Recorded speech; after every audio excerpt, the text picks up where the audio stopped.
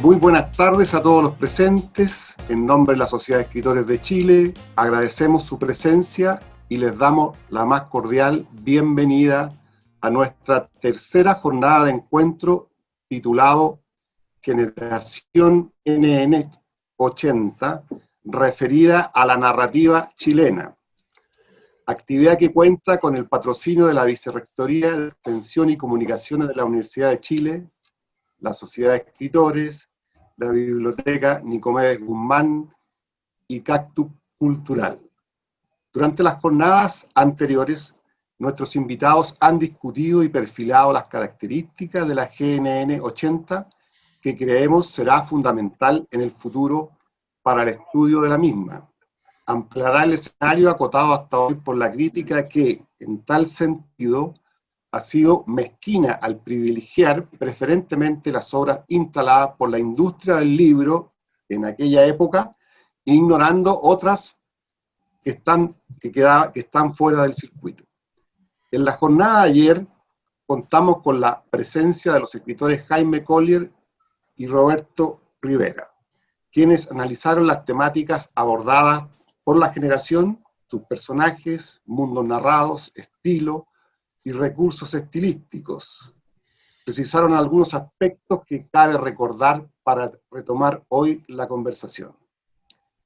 La GNN 80 emerge en plena dictadura. Los personajes que maneja y modela son tránsfugas, traidores, desencantados del mundo, traicionados por el sistema. Los recursos estilísticos utilizados son más bien precarios, influenciados por la generación del 50, más que por la de los llamados novísimos, que en su mayoría se encontraban en el exilio en aquel entonces.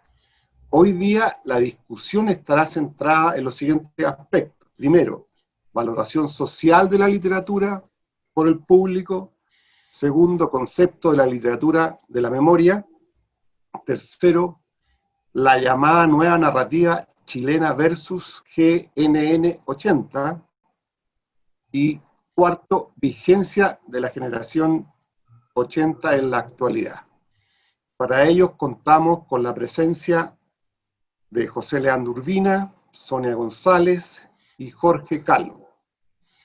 En primer lugar, quiero dejar con ustedes al profesor y escritor José Leandro Urbina, profesor de literatura en Canadá y Estados Unidos, quien ha trabajado además como traductor, guionista, periodista aficionado.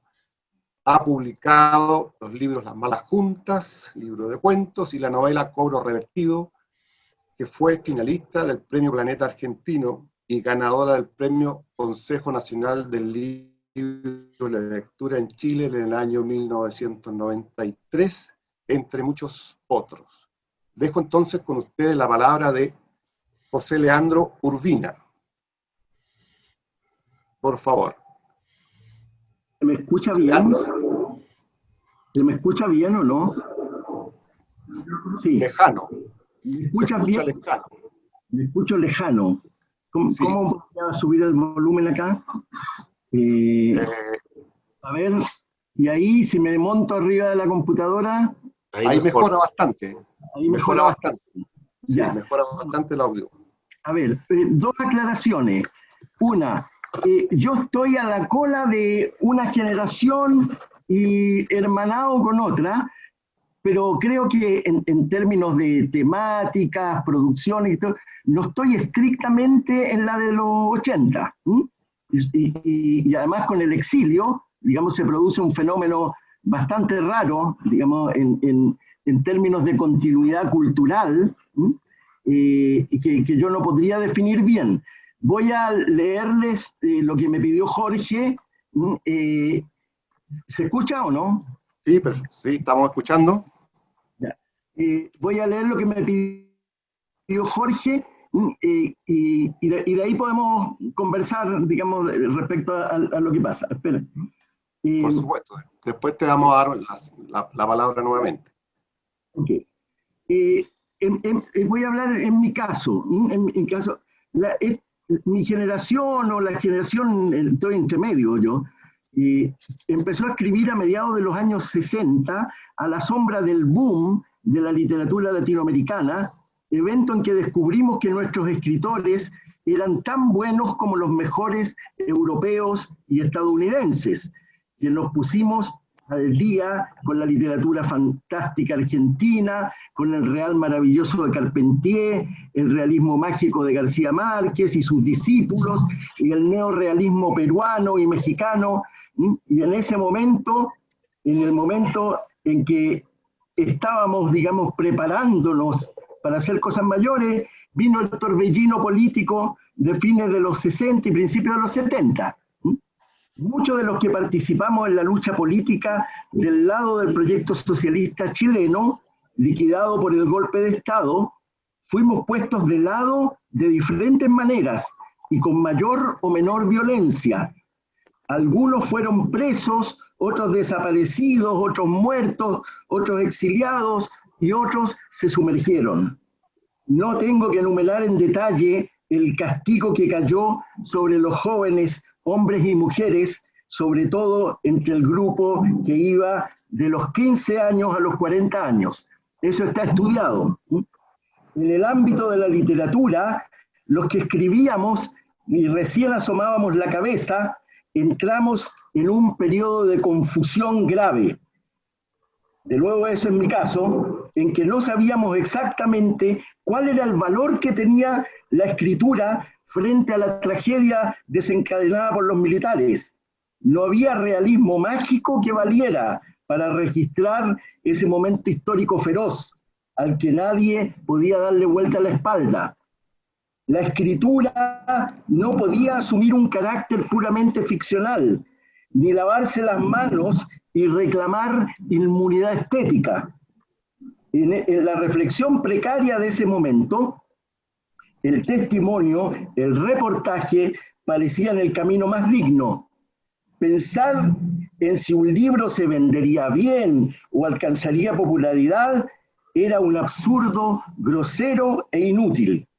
Los que estábamos en el exilio en países no hispanos teníamos que lidiar con el contexto al que no podíamos llegar sin traducción y que en algunos casos era ideológicamente agresivo y contrario a nuestras ideas. A pesar de la pérdida de nuestro público natural, las convicciones obligaban a denunciar lo que la mayoría de los pueblos de América Latina estaban sufriendo bajo los regímenes militares impuestos por los partidarios del imperio yanqui. Estar en una especie de lista negra, conseguir la literatura en su manifiesto vínculo con la política y la sociedad, no dejó a estas generaciones muy bien pie. Si a esto agregamos el posterior despertar neoliberal, el manejo de los mercados culturales, desde los habituales centros de poder, hay que darse con una piedra en el pecho de que todavía tengamos un espacio donde expresar nuestras ideas y refrescar la memoria. Mi percepción es que la literatura en general sufre una especie de infarto cerebral. La influencia de la televisión, el ansia de fama, la hegemonía de lo íntimo y lo sentimental, genera formas de elaboración simplista donde desaparecen los otros, en pro de interacciones menudas y muy marcadas por el atrincheramiento de clase. La generación de los 80 hizo lo que pudo, y ahora hablamos desde un rincón de la biblioteca. A los que vengan, espero que les vaya mejor. Una última palabra. La función que han cumplido las editoriales independientes ha sido extraordinaria. Desde pequeñas a medianas se han constituido en alternativas vitales para la mantención de una literatura que no cumple con los requisitos de la fórmula comercial multinacional. La editorial Cuneta, Montacerdos, Werders y por supuesto La Calabaza del Diablo y LOM Ediciones son algunas de las muchas editoriales que han publicado libros de calidad en ese circuito donde el arte de la literatura es más importante que la entretención barata. He dicho. Gracias. Muchas gracias.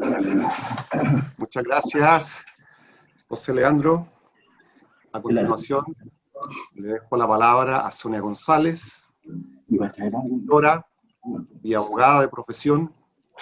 Ha publicado numerosos libros de cuentos y novelas, entre ellos Tejer historias, Matar al marido es la consigna, La preciosa vida que soñamos, La línea del día. Ha ganado diversos premios literarios, entre ellos el Gabriela Mistral, el Consejo Nacional del Libro. Con ustedes, entonces, la escritora Sonia González, Valdenegro.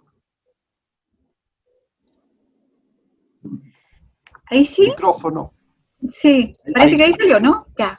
Muchas gracias por la presentación, qué gusto estar aquí. Les cuento que me sale un letrerito aquí que dice que mi conexión es inestable. Yo tengo ETR, entonces ustedes comprenderán que eso puede ser un problema, pero vamos a tratar de salir adelante. Como les digo, es un gusto estar aquí. No. Es un gusto estar aquí, les agradezco la invitación, desde luego, a los organizadores de este evento, al Roberto, a todos los que están ahí, y voy a dar lectura a una cosa para que salga un poco más fluido, sin perjuicio de que después podamos conversar respecto de algunas cositas que apunté con el título de la reunión de hoy día, pero también tiene que ver con lo que se ha puesto otros días. Imagino que me ven, ¿cierto? Sí, sí. Ya. Entonces, es que yo abrí un documento aquí, ya. Entonces, ya, vamos a decir que para seguir el hilo de esta generación NN o de los 80, tenemos que remontarnos en el tiempo, aunque no demasiado. Específicamente, nos vamos al decenio anterior. Los años 70 representan la aspiración histórica de los países miserables, entendiendo por tales no necesariamente a los países pobres, sino, para decirlo fácil, y que es como a uno le llega en principio, aquellos donde hay muchos y muy pobres, un grupo más bien pequeño, que al auxilio de una institucionalidad se deja para sí el grueso de los bienes y servicios que alcanzarían para todos. Los años 70 y el proceso que se inicia el 4 de noviembre de ese año, cuando asume el presidente Salvador Allende, constituyen la realización de un sueño largamente acariciado y que consiste básicamente en un esfuerzo de construcción para generar las condiciones que hagan posible un desarrollo equitativo, según se dice ahora. Algo así como un mundo o una sociedad socialista en el lenguaje de la época, o el paraíso en la tierra, desde luego un paraíso para nosotros con fonolitas y caminos de barro, pero y con todo un lugar que se parece. Podía ser en ese momento desde la conquista del gobierno, aunque según descubriríamos dramáticamente después, no era lo mismo la conquista del gobierno que la conquista del poder. La derrota que sigue al gobierno de la Unidad Popular y el proceso que se inicia a partir del 11 de septiembre es el hito que determinará como experiencia a quienes pertenecemos a esta generación. De ahí entonces que los textos y que se elaborarán por estos van y vienen por esa bruma, si es que no se sitúan definitivamente en el campo minado que ha dejado la gran contradicción entre lo que fuimos, aquello hacia donde íbamos en los 70 y lo que llegamos a ser. Un territorio donde las minas explotaron de manera significativa el pasado 18 de octubre. Desde luego, esto no quiere decir que no exista o sea reconocible un trabajo o un grupo, más bien minoritario, creo yo, que no participa de esta premisa y de esas políticas. Parece legítimo.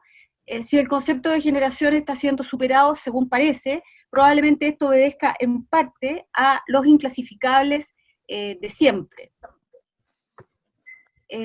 Hago estas precisiones porque me parecen necesarias para situar un juicio respecto de la valoración que puede darse al trabajo de esta generación, no en cuanto a su calidad, sino más bien.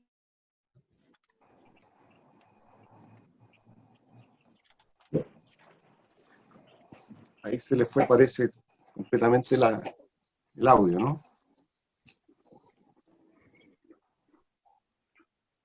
Se congeló, Miguel. Sí, se congeló la imagen. Se le fue el internet. la conexión.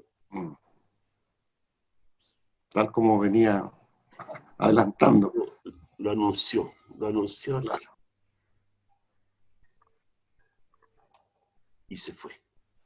¿Verdad? ¿Me están escuchando? Y ahora sí, Se había ido el audio. Volviste. Y ahora sí. Congeló un rato. Se había congelado el audio, pero ahora te estamos escuchando nuevamente. ¿Sí? Sí. No sé de dónde retomar. Bueno, dele.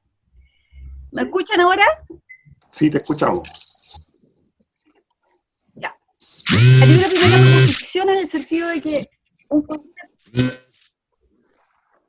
un concepto y el valor asociado al trabajo de esta generación corresponde al periodo de tránsito desde un tipo de sociedad hacia una muy distinta, en la que naturalmente todos hemos hecho el esfuerzo de encontrar un espacio, lo que es válido también para el trabajo literario. A propósito de esto, me parece válido algo que se señaló en la jornada de...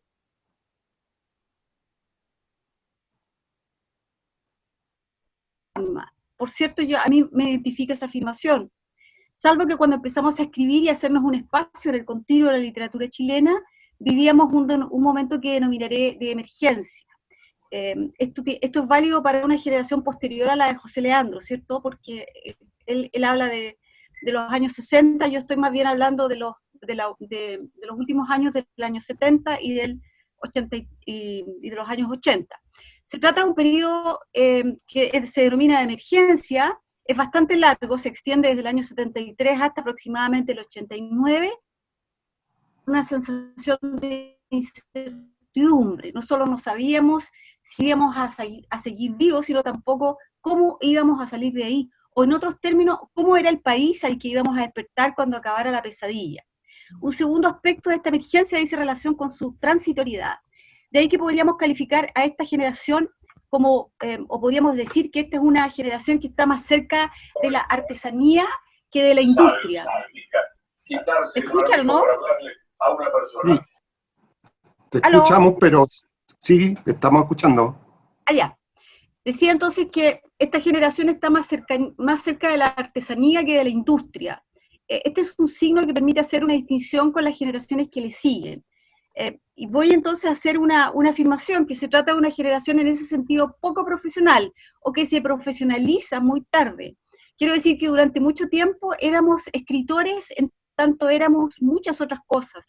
Desde luego ejercíamos profesiones vicarias, le pelábamos los dientes a la dictadura, los había combatientes, resistentes, éramos casi todos. Y entre medio hacíamos unas publicaciones que han sido calificadas como de roneo, ediciones de 200 ejemplares, autoediciones, presentaciones clandestinas, comentarios en época que constituyeron, y vaya paradoja, un cuerpo crítico bastante más ruidoso que el actual, y que reconocía en la escritura un arma poderosa, cargada de futuro. Digo que éramos poco profesionales porque el norte inmediato no era el contrato de edición, la publicación. ¿Quién de nosotros fue una escuela creativa? Como mucho un taller y gratuito, donde el instructor era uno más o éramos todos. ¿Qué vamos a decir de las becas? ¿De qué me están hablando? ¿Cierto? Éramos escritores que escribíamos simplemente, nada más, y permanecíamos a la white, entendiendo que había que ser optimista y pensar que las cosas nunca podrían estar peor que como estaban en los años 80. Lo peor de todo esto es que, sin embargo, teníamos esperanza, ¿cierto? Y la esperanza es algo bien peligroso. A propósito de esto, me permito citar un poema de Jaime Pinos, que es un poeta de una generación posterior, que dice: la esperanza, la gran falsidad generación de sus padres. Ellos pagaron cara a su inocencia. Perseguir el sueño y encontrar la pesadilla. Miles de jóvenes que marcharon hacia una muerte heroica pero inútil, o una derrota entre fantasmas y sobrevivientes. La derrota es un estigma que se hereda. Los hijos de los perdedores saben bien que la esperanza tiene un alto precio, saben que hay que cuidarse de ella. De esta manera, si la generación que nos precedió estuvo iluminada por una suerte de entusiasmo, y hay un libro emblemático de la misma que tiene ese título, la nuestra podría ser concebida como una generación de incertidumbre en los sentidos que he señalado. Y de ahí entonces que el trabajo de la misma debe ser observado en ese contexto, y me refiero tanto al trabajo que se hizo por aquellos años, o sea, entre el 73 y el 89, y a la escritura posterior. La a esa realidad ha sido un fantasma que merodea el trabajo de muchos de sus expositores. Un barrido debiera recoger los temas relativos a la dictadura como a la recomposición de una sociedad en la que, teniendo todos cabida, se rindiera la necesaria justicia y reconocimiento a las víctimas. En este sentido, me parece que la literatura que hinca el diente en la memoria es no solo necesaria, sino inevitable. Existió un momento por ahí en los años 90 en que, puesto que el Estado no consideraba posible la justicia, sino a veces y medio posible, hubo quienes estimaron igualmente prescindible la memoria. La escritura de esta generación y de las posteriores, y estoy pensando en quienes vienen inmediatamente después, la denominada generación de los hijos, como la de los más nobles, ha demostrado que la memoria, que fue parte de las vidas nuestras, es una tarea ineludible, un bulto al que no es posible sacar el cuerpo sin desproveer la escritura de parte de su contenido esencial. Me atrevería a consignar al anterior como un punto de convergencia con la generación que nos sigue, que se hace cargo tanto del tiempo que vivimos cuando éramos jóvenes como el que ha seguido después, una época en la que tiene, sin embargo, cabida la esperanza, esa gran falsificadora, ¿cierto? Pero también mucho pragmatismo. Los procesos sociales, lo dijo el presidente Allende, no se detienen, e intentar pararlos con el dedo o con el ejército no los borra, conduce simplemente al repliegue, al rearme. Y uso términos militares porque asistimos a una época y la batalla y en que el poder ciudadano, o por no decir el poder popular, que es un término que está medio demonizado, termina arrasando con las que se instalaron en la Alameda. Y piénsese en lo que ha ocurrido recién con la estatua de los fondos de pensiones, ¿cierto? Gran tótem, impenetrable, incuestionable, el sistema económico desplomado de un día para otro de su carácter de intocable por el retiro masivo de los fondos a raíz de la pandemia. Voy a bajar un poquito. En la línea anterior, y puesto que la historia de los últimos años experimenta lo que se denomina un punto de inflexión el pasado 18 de octubre, yo no cerraría este capítulo de la vigencia de la generación NN o de los 80. Me parece todavía prematuro. No podría asegurar o apostar a la vigencia de esta generación. Los nombres y los trabajos están ahí para el que quiera examinarlo. Lo que se escribió en esa época y después ilumina o enseña atajos a la escritura por venir en un país que está permanentemente armándose y en el que, contra todo lo que diga Pino, porfiadamente nos seguimos aferrando a la esperanza. Quedará lo que quede, un cúmulo de historias de muchachos que enfrentaron la dictadura, mujeres que resistieron el olvido, jóvenes que aprendieron a luchar, torturadores, mártires, viejos que desaparecen en sus propias cabezas y desde sus memorias, es decir, fantasmas de nosotros mismos. No sé si se escuchó. Si para algo puede servir la escritura, entre muchas utilidades, ¿por qué no para recordar? Eso sería. Oh, no Bueno, muchas gracias, Sonia. Ramón, desaparecí. No, si estás en pantalla, pero está inmóvil. La señal parece que no era... Bueno, agradecemos tu presencia y tus palabras, y a continuación le vamos a dar la palabra al escritor Jorge Calvo. ¿Desapareció, no? No, estás... No, Sonia, te ves. ¿Te ves? Pero cambiaste de lugar. Desaparecieron ustedes. Reapareciste en otro lugar. Tienes que buscar la segunda página. Exacto. Bueno, Jorge Calvo Rojas es escritor, tallerista, campeón de ajedrez, ha publicado cuentos y novelas como No queda tiempo, Fin de la inocencia, Emisario secreto, el volumen de relatos enanos, miniaturas, las novelas La partida, Ciudad de fin de los tiempos, El viejo que subió un peldaño. Ha obtenido numerosos premios literarios, sus cuentos han aparecido en varias antologías y textos colectivos en Chile y en Suecia. Dejo con ustedes entonces la palabra al escritor Jorge Calvo. Adelante, Jorge. Muy buenas tardes. Espero que todos ustedes se encuentren muy bien. Así como me encuentro yo encerrado, casi 140 días ya. Y quiero agradecer especialmente a mis predecesores en este sitio, porque abordar este tema desde la perspectiva personal puede hacer que nos tendamos a repetir un poco, cosa que yo creo que hasta ahora no ha ocurrido en demasía, como para aburrirlos a ustedes. Y creo que es demasiado pretencioso creer que podamos tener gente como nosotros, que somos una generación que nace sospechosa, gente que nos estudie o nos critique. Pero así y todo, también considero que en este caso lo que es el testimonio directo nuestro se convierte en un documento muy importante.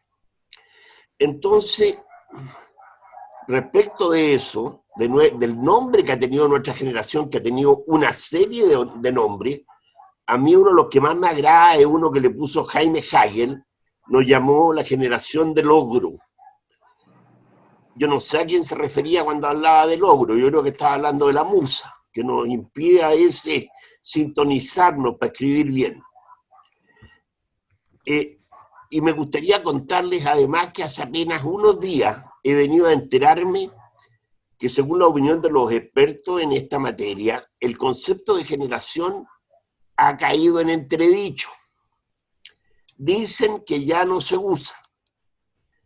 Entonces, además de las brillantes y bien documentadas exposiciones que hemos tenido ocasión de oír ya, yo deseo agregar un punto de vista desde una perspectiva que considero muy personal. Recuerdo que por allá por el año 1970, una generación, y esta sí que es una generación, porque es una generación de jóvenes, que contaba más o menos entre 15 y 25 años, y más allá del interés específico que pudiéramos tener por la literatura, los libros, la música, estábamos mucho más involucrados en la realidad política y social del país. Yo veo esa generación movilizada en torno a este tema con un derroche de pasión y una intensidad que yo no he vuelto a ver a lo largo de estas décadas. Los vi partir a sembrar árboles en la pampa del Tamarugal. Yo no sé si alguno de ustedes tuvo la suerte de ir allá. Encaramados en racimos, en trenes que partían al sur en temporada de vacaciones a realizar trabajo voluntario en comunidades mapuche. Los vi cargando y descargando sacos para abastecer a las poblaciones. Y desde este hoy virtual, puesto esto en perspectiva, yo no los veo tan embarcados en un proyecto político, sino mucho más motivados por construir una patria digna. Y creo que eso es muy importante, porque últimamente con el pretexto de que esto es política o de que esto es un tema ideológico, se quiere volver a poner en el anonimato o barrerlo bajo la alfombra, cosa que nunca tengamos la posibilidad de realmente conversar respecto de lo que hemos vivido. Y el golpe de Estado aquel del 11 de septiembre no solo produjo daño físico y material al cortar de tajo el proyecto político, sino que hizo algo peor, mutiló el alma de una generación, les escamoteó el futuro y los dejó huérfanos de propósito. Y además nos quiso enseñar una lección. No se hacen mejoras en este país sin pagar un altísimo costo. Y eso hemos tenido ocasión de volver a verlo ahora, con relación a los 450 personas que han tenido problemas con sus ojos por el solo hecho de manifestarse, como si este fuera un país en guerra. En síntesis, veo una generación de jóvenes embarcados en un proyecto que de la noche a la mañana es cercenado, cortado, y en cosa de segundos se pasa de un movimiento transformador a una realidad congelada. El silencio de los calabozos, el cabello largo, los pantalones pata de elefante, la música y cualquier actividad deviene sospechosa. Salir a la calle con un libro en la mano puede costar la vida.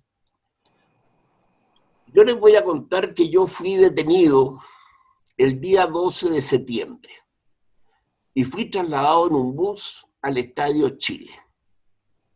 Al ingresar a ese lugar, lo primero que vi en el pasillo de entrada fue un hombre desnudo tendido boca abajo. Después, más tarde, llegaron cientos de estudiantes de la Universidad Técnica del Estado, que fue mi casa de estudios, y por tanto yo conocía a muchos de los que llegaron ahí.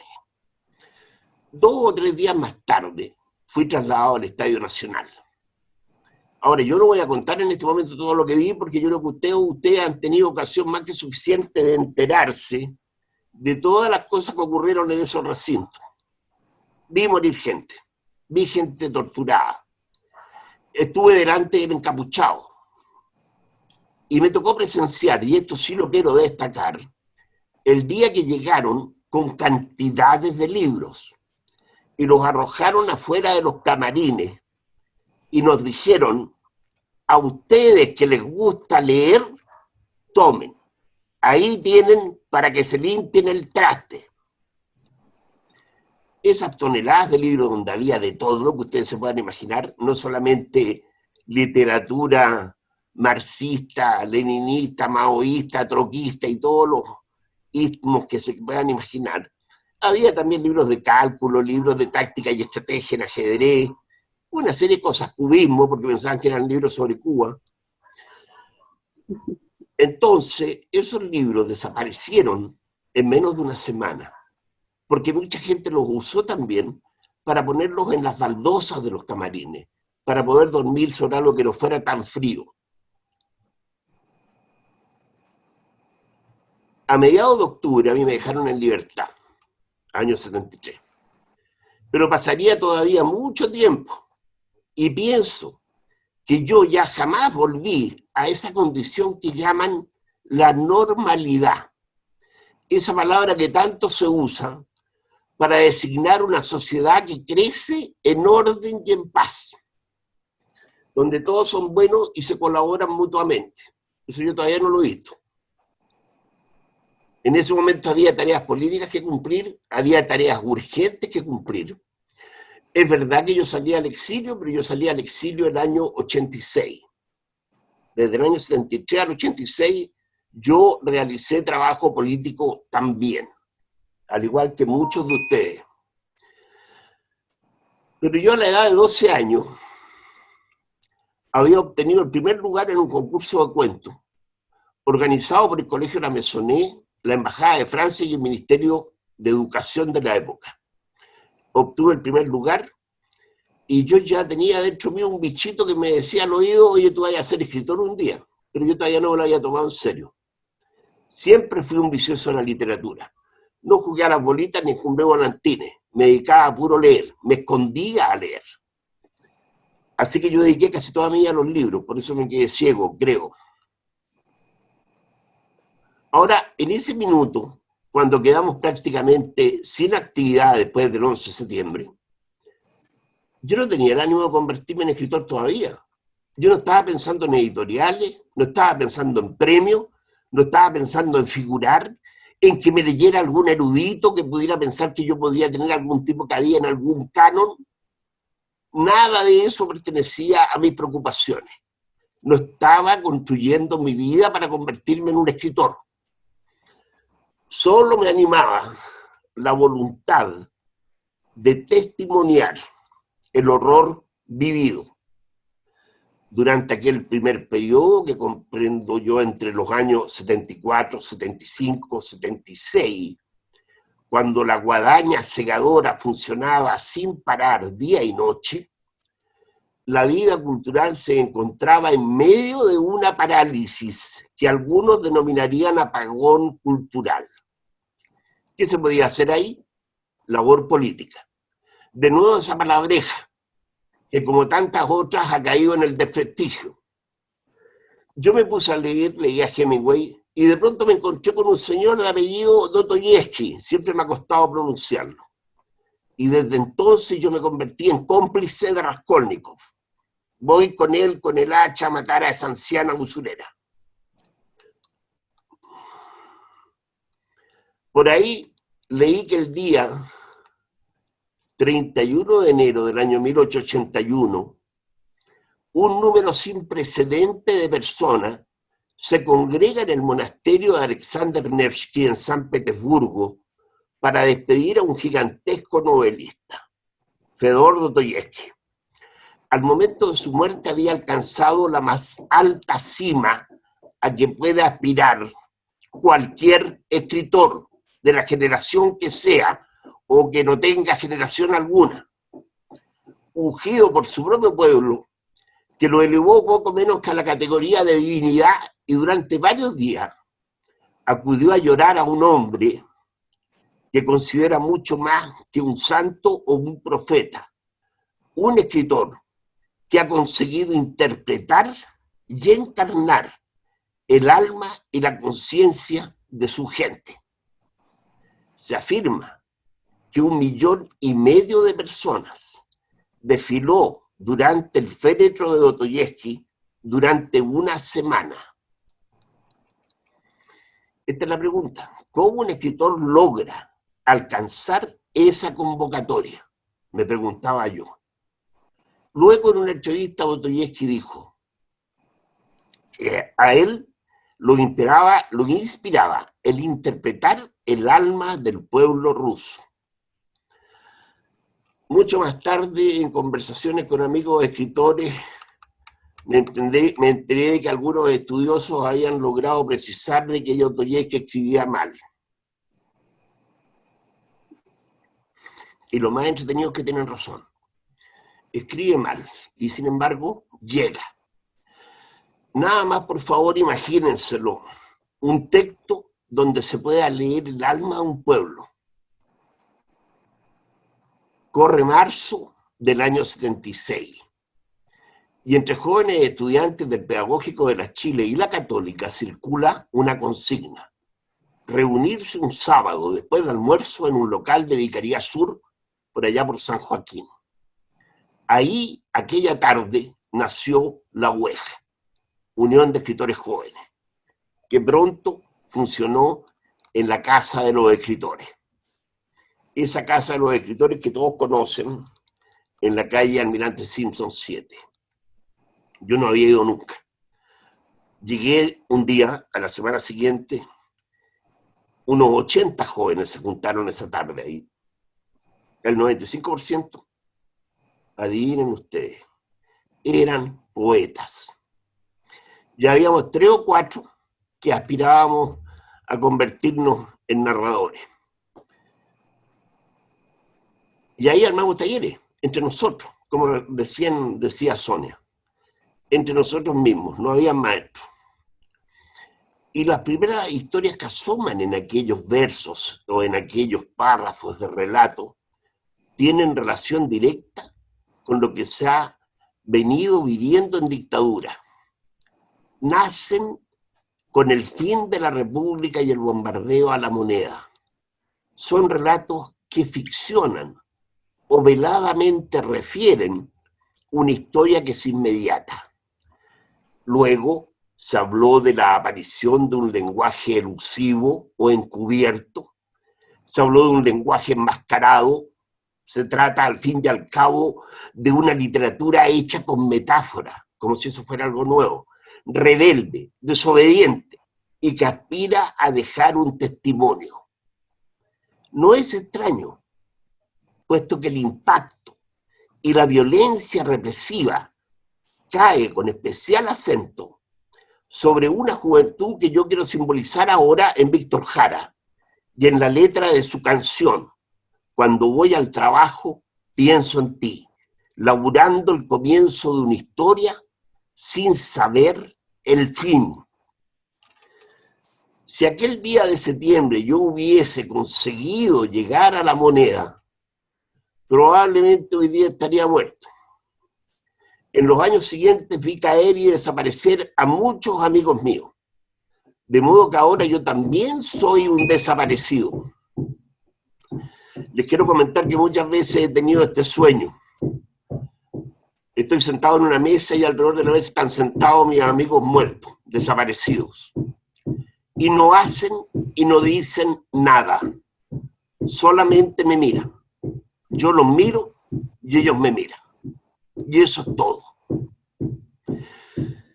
Entiendo que desde ese momento quedan tareas pendientes para una sociedad, para un país, y especialmente para escritores que aspiran a leer el alma de su pueblo. Lo que tengo muy claro es que yo no estaba escribiendo para ir a una editorial como Planeta o Random House o cualquier otra, a buscar que publicaran mis escritos. Tampoco pensaba en la crítica, ni en lo que diría el canon. No, simplemente escribía para contar aquello que había sucedido en mi vida y en mi circunstancia. Y tampoco pensé si tendría valor comercial o si sería un texto intachable y merecedor de galardones de la crítica o la academia. Nada de eso estaba en mis pensamientos. Uno de mis primeros cuentos se llama No queda tiempo. Integra hoy día la antología del cuento hispanoamericano del siglo XXI compilada por Julio Ortega. Es un cuento cuya acción sucede el mismo día del golpe de Estado. Mi primera novela se llama La partida. Ocurre en el año 1974 y muestra un Santiago fragmentado. Las vidas que allí aparecen son esquirlas, son la consecuencia de la violencia. Otro de mis cuentos se llama La poza de los lagartos y refiere en su metáfora a la desaparición de un muchacho, porque en el transcurso de los años nunca nadie sabe quién fue el que desapareció. ¿Fue él o fui yo realmente? Ese es otro tema de mi generación que continúa vigente y pendiente. Este tema de los desaparecidos se lo estamos heredando a generaciones futuras. No sé si van a escribir sobre el tema o si van a barrer bajo la alfombra con el tema. Pero hay que tener cuidado con el arte de barrer bajo la alfombra, porque de repente los problemas estallan de nuevo. Aquellos días previos a 1980 ocurren en medio de un atronador silencio. Es sin duda un periodo de sequía y desolación, pero es también la época en que surgirán nuevos escritores. Esos primeros textos escritos en servilletas, en muros, en papel de envolver, en hojas de cuaderno, poco a poco comenzarán a circular impresos a mimeógrafo. Por eso se les conoce también como la generación del roneo.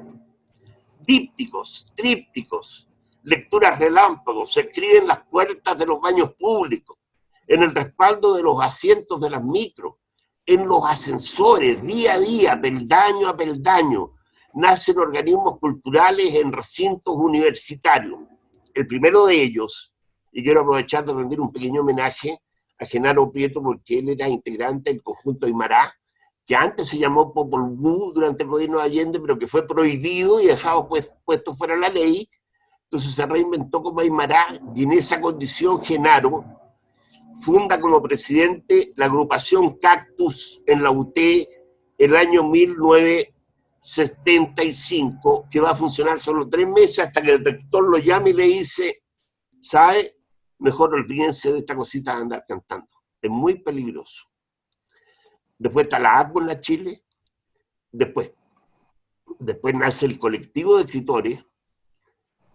Ambos funcionaron en la legendaria casa de Almirante Simpson 7, donde Luis Sánchez Latorre Filebo, un valiente y audaz presidente, abre las puertas de la SECH, lugar donde los jóvenes escritores encuentran un refugio, un faro que irradia las luces de la Mistral y Neruda, y tantos otros escritores, algunos de cuerpo presente como La Colorina, el legendario Coloane, el mítico Jorge Tellier.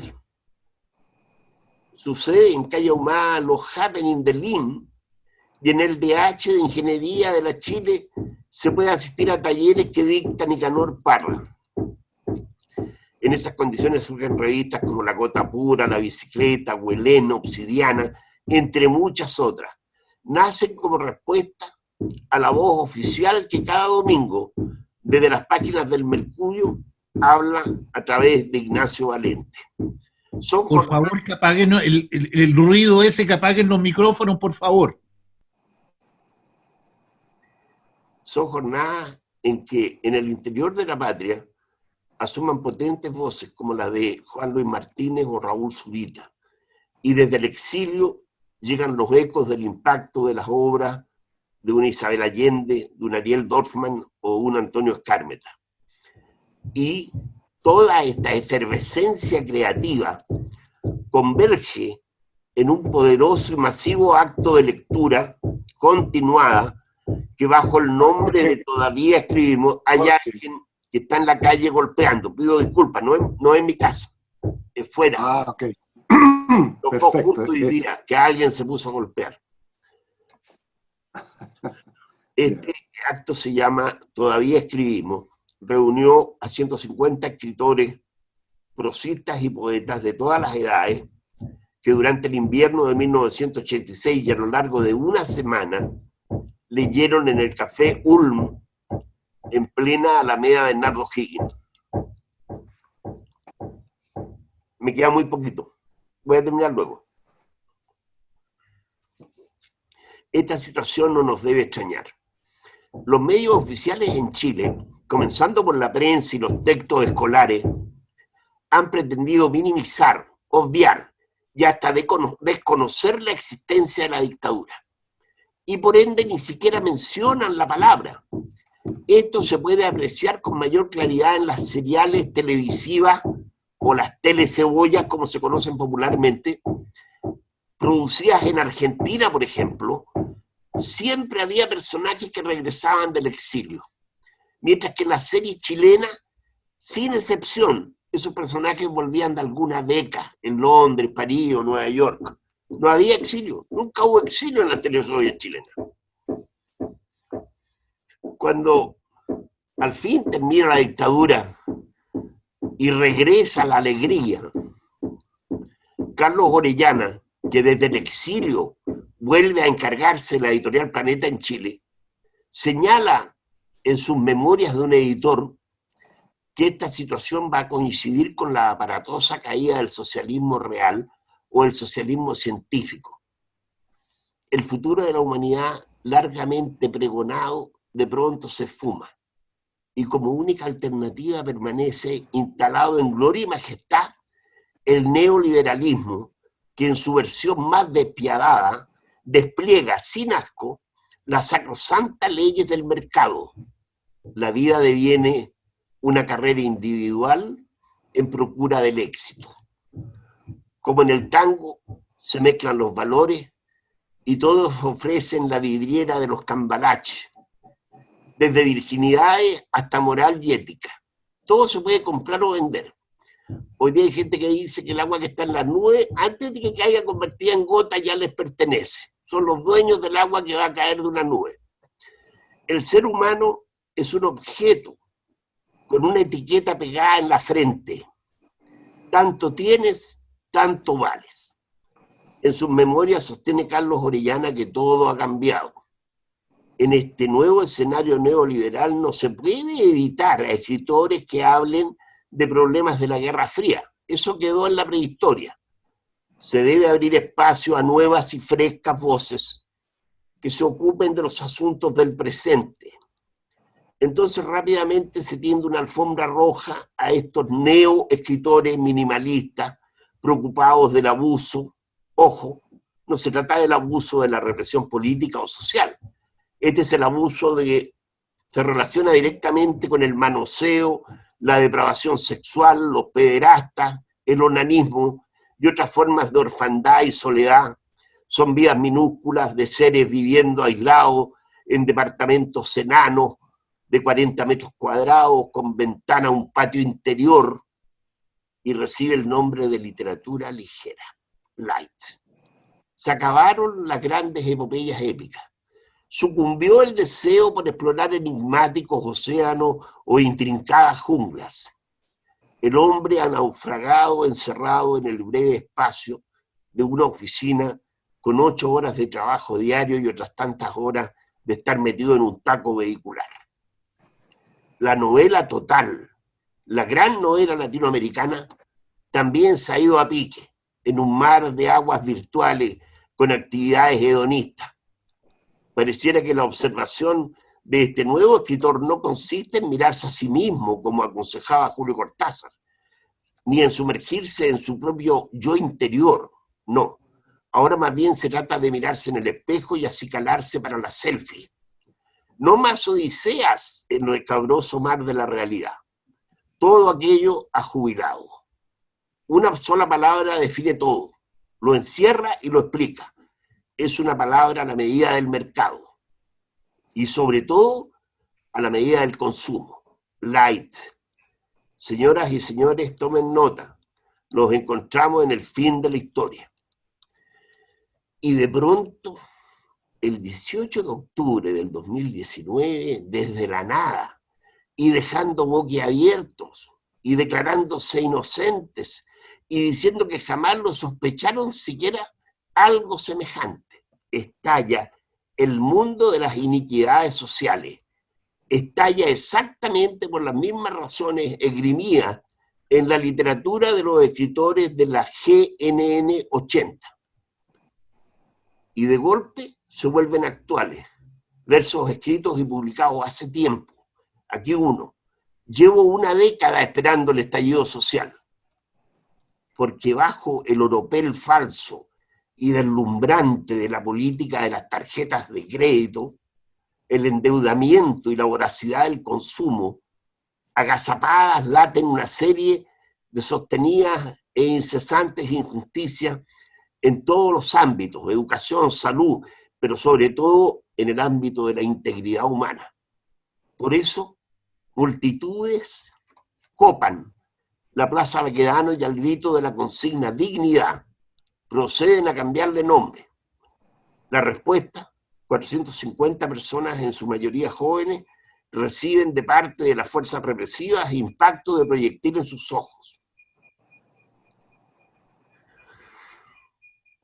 En las canciones coreadas por la multitud, inexplicablemente resucita. Regresa desde la condición fantasmal que otorga la invisibilidad y resuena en la Alameda la voz de los 80. Únanse al baile de los que sobran. Nadie nos va a echar de más. Nadie nos quiso ayudar de verdad. Esta es una voz que regresa como una ola, en versos, en cuentos, en novelas. Una voz que puede haber sido ignorada, pero jamás silenciada, para un ajuste de cuentas. Eso sería mi aporte desde mi experiencia generacional. Muchas gracias, Jorge, por tu intervención. Ahora corresponde una segunda vuelta. Si quiere, podemos darle la palabra a Sonia o a José Leandro, si quieren acotar algo que haya quedado pendiente. También el público que quiera opinar algo o hacer alguna pregunta, puede hacerlo a través del chat. Y ofrezco la palabra en consecuencia a los panelistas.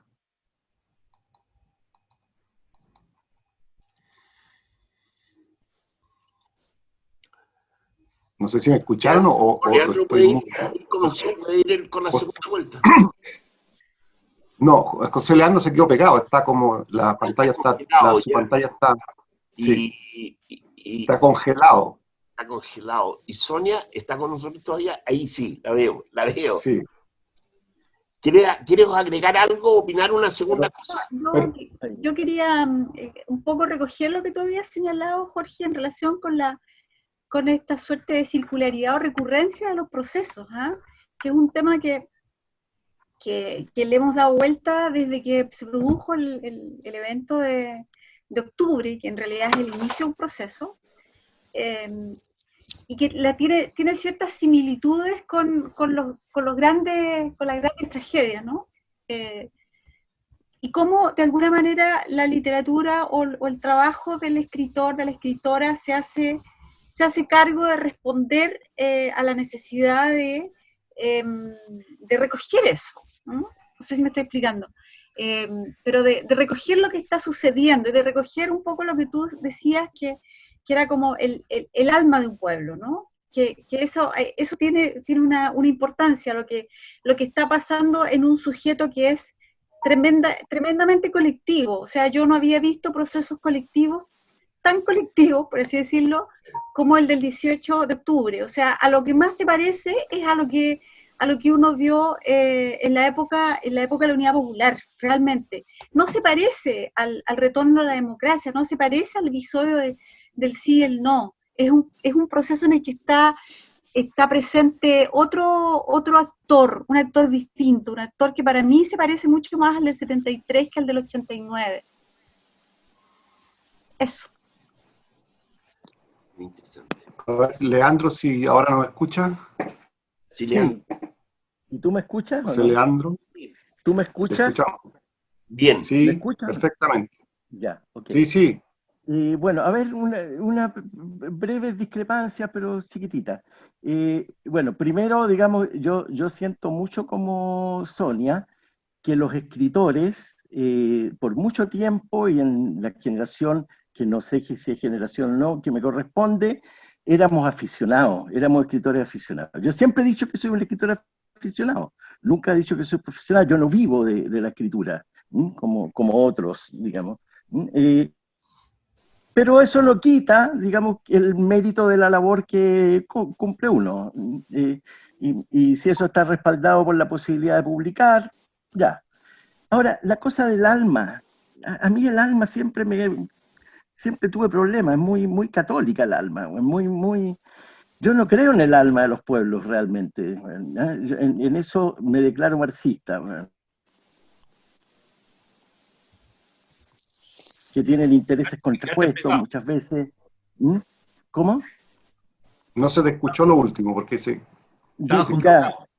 Dice que, digo que hay fragmentos sociales que tienen intereses opuestos muchas veces y que no llegan a constituir, digamos, un todo rescatable, etc. Incluso, acordándome del 73, porque yo tengo una visión ahí también de más viejo, no siempre me pareció que todos los que estaban eran los que eran.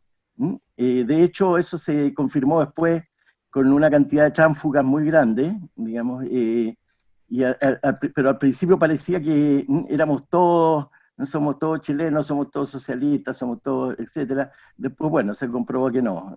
Entonces, a mí ese tipo de nociones me cuestan.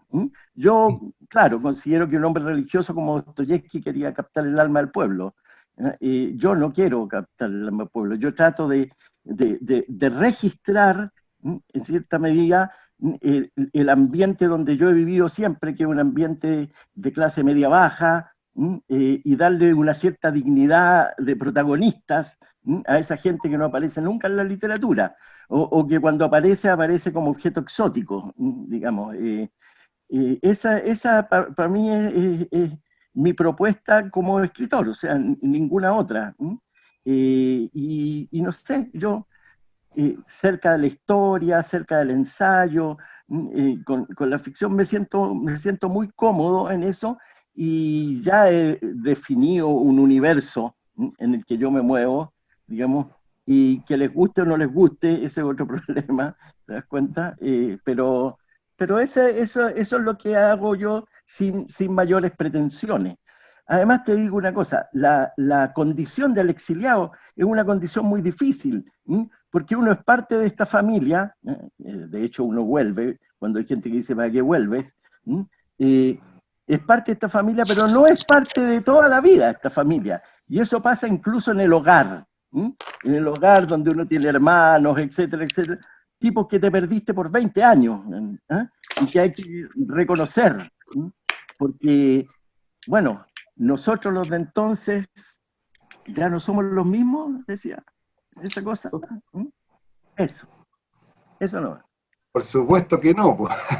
Yo creo que Sí, es difícil volver a hacer lo mismo.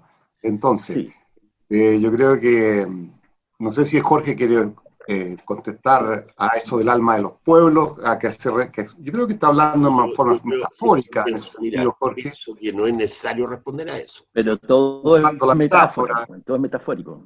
claro. No, es más allá que eso. Yo pienso que hay un tema central aquí que es la diversidad. ¿Te fijas? Yo puedo considerar a lo mejor que la razón es el alma, o puedo considerar que el surrealismo es el alma, puedo considerar cualquier cosa. Como hablamos metafóricamente, la realidad cambia constantemente. Como dice Lacan, lo que yo digo no es jamás lo que tú escuchas, lo que el otro escucha. Pero tratamos, a pesar de esos impedimentos, de entendernos. Y tratamos de no uniformar esto con un solo pensamiento, porque sería muy aburrido, ¿no? Entonces, respetando los matices y entendiéndolos, a mí lo que me fascina es la época histórica en que le toca vivir a Dostoyevski y el tremendo esfuerzo que hace siendo un tipo católico que cree en el alma para construir un personaje como Raskolnikov. Fantástico, me parece. Ahora, creo en lo de fondo que este tremendo esfuerzo que se hizo al fin de la dictadura y al comienzo de esta democracia de la alegría, por construir una realidad que parecía que tenía un solo sentido y donde el concepto de lo políticamente correcto se convirtió en una especie de discurso único, hoy día hemos visto que se ha resquebrajado y corre el riesgo de ser borrado por un tsunami de descontento. Dos grandes baluartes, como son la Constitución del 80, instalada en épocas en que nosotros estábamos dándole la cara a la lucha a la dictadura, y el otro concepto de las AFP, que fue una manera muy elegante de apropiarse de todos los fondos del pueblo, porque la dictadura además posibilitó no solo que votaran a Allende, sino que además saquearan todo lo que el pueblo de Chile había construido históricamente. Entonces, eso hoy día está puesto en jaque. Y eso los tiene histéricos, los tiene desesperados. Ustedes los pueden ver, todo lo que han dicho, todo lo que han... A Matei le escuché, sé que iba a arder Chile y a otros, a muchos otros lo he escuchado pregonar una serie de cosas extrañas. Así que lo que yo veo que se viene es por lo menos un ambiente que va a ser mucho más democrático, plural y participativo. Y espero que allí se puedan expresar todas estas diferencias y estos matices que en el fondo hacen la vida más interesante. Eso es lo que... Oye, bueno, Jorge, y a propósito de lo que tú estás diciendo, sería interesante que se refirieran ustedes en esta oportunidad a los aportes en ese sentido que ha tenido la generación del 80, que monopinta, que en ese sentido cuál ha sido su función. Yo creo que han dado ustedes un perfil bastante interesante que no habíamos escuchado hasta el día de hoy, pues, refiriéndose a esta generación que nace, como dijo Sonia González muy bien, artesanalmente, muy precariamente, sin acceso a los medios de comunicación importantes, sin acceso incluso a las universidades, porque recordemos que en aquel entonces acceder a la universidad no era fácil, digamos. En consecuencia, esta generación 80 se construye a partir de papel de roneo, o sea, como ustedes lo han dicho, y creo que es importante puntualizar cómo ha ido analizándose hasta el día de hoy, al punto de que creo yo que, como hemos visto ya en las jornadas anteriores, ha sido un soporte para las nuevas generaciones. Hoy día tenemos la literatura femenina muy por encima de lo, digamos, muy por encima de la masculina, inclusive. La literatura homosexual, como hablaba ayer Collier, etcétera. Todo esto ha sido un aporte, creo yo, que dice relación con la generación 80. No sé qué opinan ustedes. ¿Quién va primero? La Sonia no ha Cualquiera, hablado. el que quiera. Sonia. La Sonia. Sonia. La Sonia. Tiene apagado el micrófono. El micrófono, Sonia. Usted está El silenciada, micrófono. dice. Sí. Lo que tiene que ver con las nuevas corrientes. Yo tiendo a pensar que este es un proceso que, o esta aparición, o esta emergencia, es más que un producto de la literatura, es un efecto de la sociedad. La literatura no es un fenómeno que transcurra en un laboratorio, sino que es permeado por todo lo que está pasando.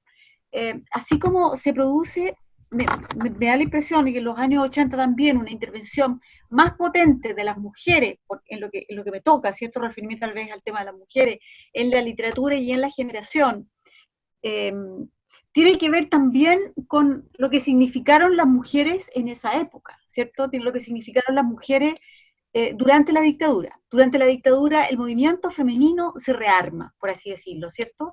Que es, y para muchos estudiosos está como documentado, ¿cierto? Que es un proceso que se diluye un poco en la época de la UP y después se rearma, porque son las mujeres las que se reconstruyen en grandes movimientos para luchar contra la dictadura. Grandes organizaciones antidictatoriales fueron dirigidas y encausadas por mujeres, como la agrupación de familiares de detenidos desaparecidos, ¿cierto?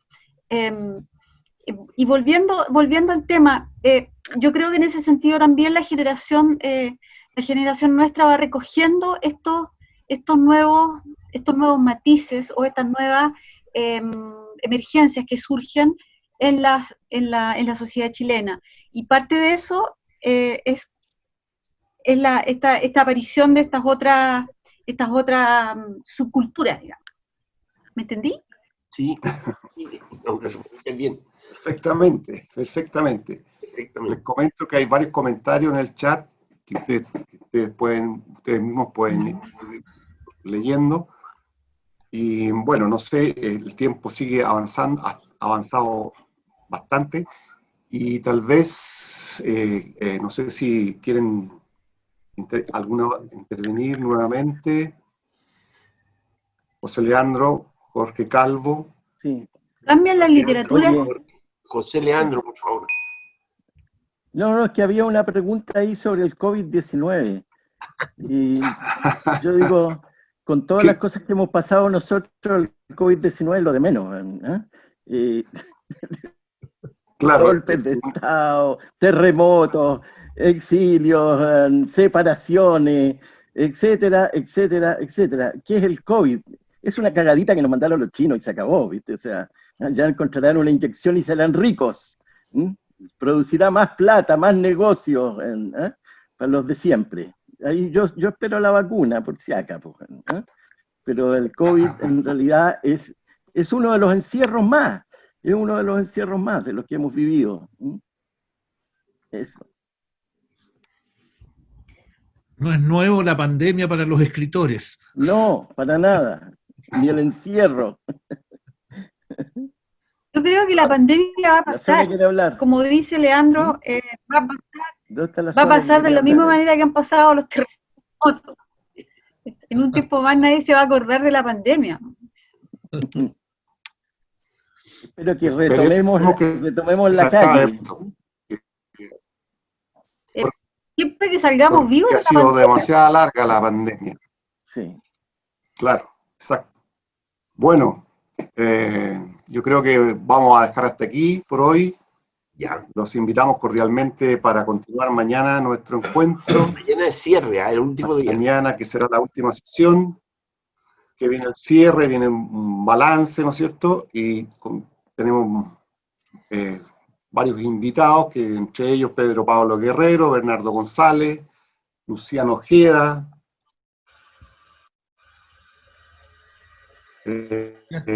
Pegado. Sí. Te congelaste. Y esperamos contar con la Pedro. Hace frío. Sí. A la misma hora y a través de este mismo medio. Y en el mismo canal.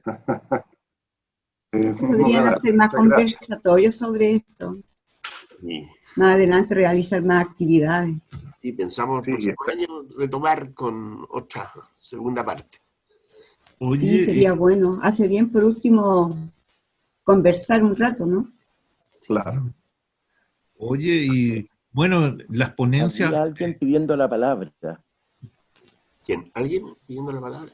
Marcela. Y yo, Marcela. hola, un gusto. Sí, Jimena. primero es que de verdad estoy muy emocionada de estar acá, de haber visto en la publicación de Miguel que de forma favorable lo tenía en mi red social, por ahí seguramente por algunos vínculos de personas que escriben, y agradecerles porque me han hecho llegar el link y felicitarlos de forma muy sentida como profesora, ya que una desde el academicismo un poco, ¿verdad?, va conociendo los años universitarios en la carrera de castellano, estudié en la Universidad de Playa, a tantos nombres que han pasado a formar parte de la historia cultural y literaria de nuestro país.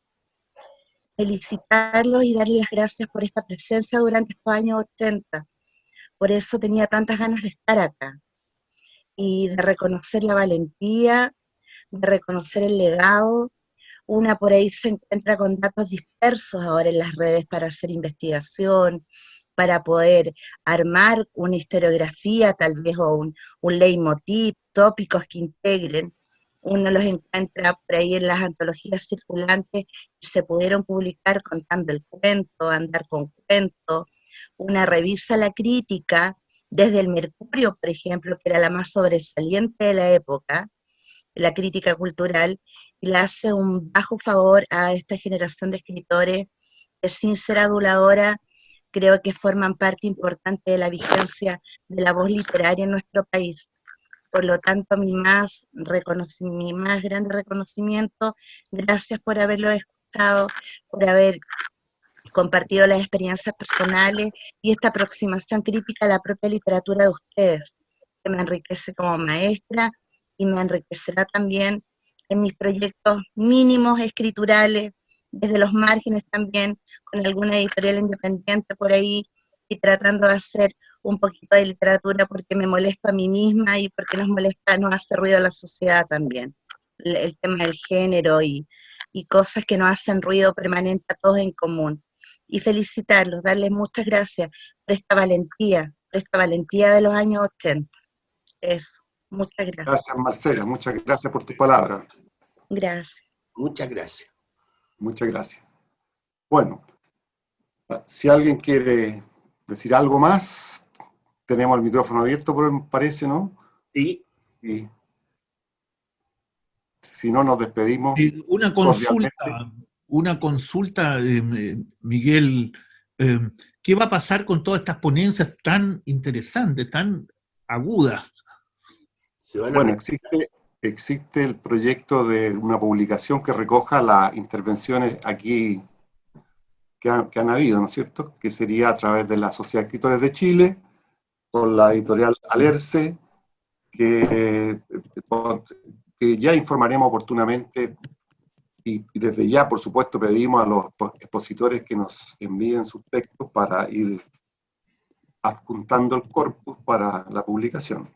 En todo caso, estas mismas reuniones, así como se han presentado acá, están grabadas y están subidas en YouTube. La primera ya está en YouTube, hoy día va a quedar la segunda. Van a quedar las 4. Así que también ese es un lugar donde se puede volver a visitar este espacio, digamos. Perfecto. Muy bien, muchas gracias. Bueno, muchas gracias. Gracias. Mañana. Nos vemos mañana. Nos vemos mañana. Chicos, gracias. Chao, chao. Muchas gracias.